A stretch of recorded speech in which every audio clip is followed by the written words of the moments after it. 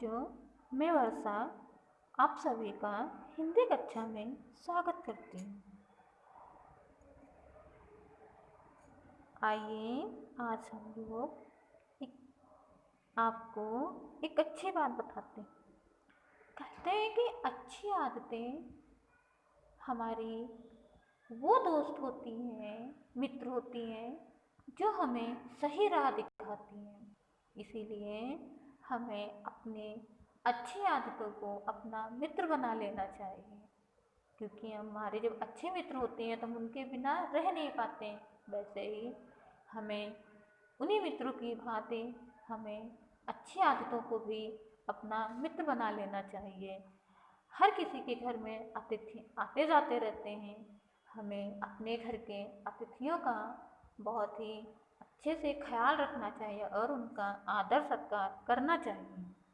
आइए, पिछले वीडियो में हम लोगों ने अपनी पाठ्य पुस्तक रिमझिम से अध्याय 8 वे दिन भी क्या दिन थे, जिसमें कुंभी अपने बचपन के दिनों को याद करती हैं, हमने पढ़ा था।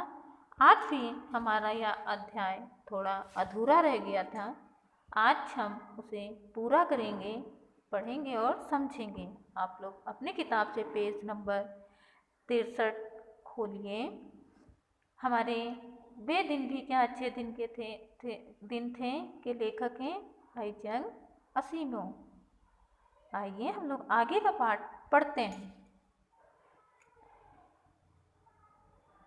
तभी रोहित ने कुंभी के सोचने के सिलसिले को तोड़ा। बोला, हाँ, तब अध्यापक तो होते थे, मतलब कुंभी सोच रही होती है। तभी जो रोहित होता है उसने उसके सिलसिले को जैसे सोचती है तो उसकी सोच को तोड़ता है। बोला, हाँ, तब अध्यापक तो होते थे, परंतु मशीन नहीं, स्त्रियां और पुरुष होते थे।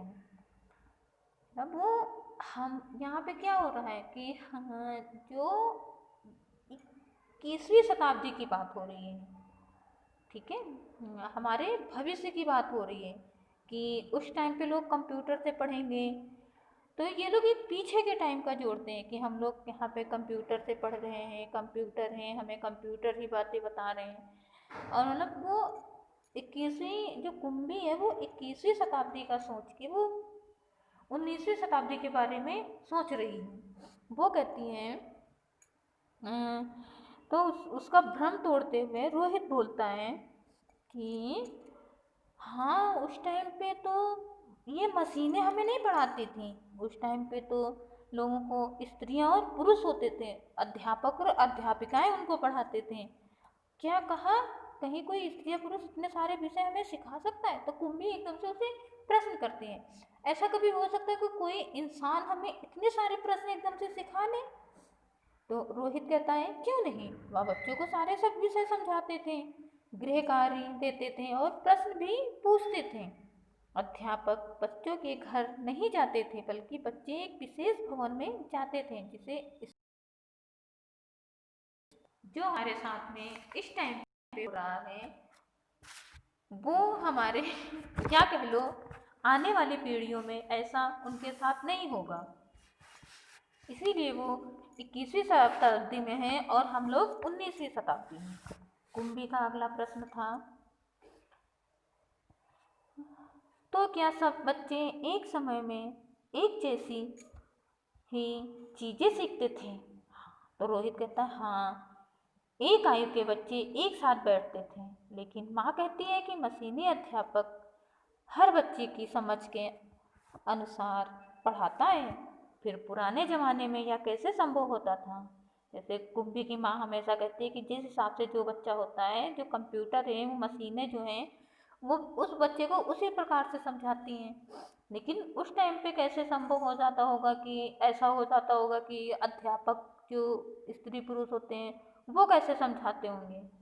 तो रोहित बोलता है, तब ये लोग इस प्रकार नहीं करते थे। रहने दो, तुम्हारी इच्छा नहीं है तो मैं वह पुस्तक तुम्हें नहीं दूंगा, रोहित बोलता है। कुंभी झट बोली, नहीं नहीं, मैं उसे पढ़ना चाहूँगी कि कब स्कूल कैसे होते थे, कितनी अजीब अजीब बातें जानने को मिलेंगी। कुंभी अपने भाई रोहित से कहती है इतने में अंदर से माँ की आवाज़ सुनकर कुंभी बोली, लगता है सबक का समय हो गया है। रोहित भी उठा और अपने घर की ओर चला गया। कुंभी अपने घर की ओर चली गई। अंदर मशीन आगे का सबक देने को तैयार थी। कहानी आरंभ हो गई। आज सबसे पहले तुम्हें गणित सीखना है।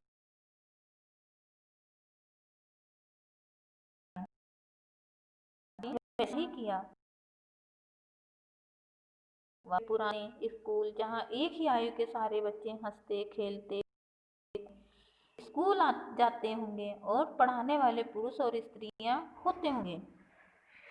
इतने में मशीन से सुर आना आरंभ हो गया था और पर्दे पर चलते हुए अक्षर एवं अंक आने शुरू हो गए थे। और कुंभी सोच रही थी कि तब स्कूल जाने में कितना आनंद होता होगा, कितने खुश रहते होंगे सारे बच्चे। आधी बात तो ये कुंभी सोचती थी।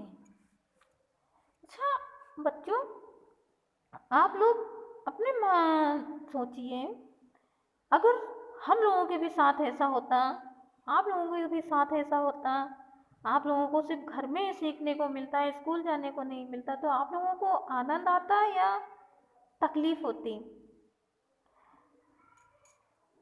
हमें तो अजीब सा होता है, क्योंकि जो मज़ा स्कूल में है वो घर में नहीं हो पाता। हम बाहर कई लोगों से मिलते हैं, खेलते हैं, कूदते हैं, हंसते हैं, लेकिन हम घर में तो चार लोगों के बीच में रहते हैं। लेकिन हमें भी लगता है कि आने वाले समय में हम लोग हमारे बच्चों के साथ में भी ऐसा ही होने वाला है। इसीलिए आशा करती हूँ आप लोगों को कहानी आनंदित लगी होगी, समझ में आई होगी। कहानी के प्रश्न उत्तर हम कल कराएंगे। धन्यवाद।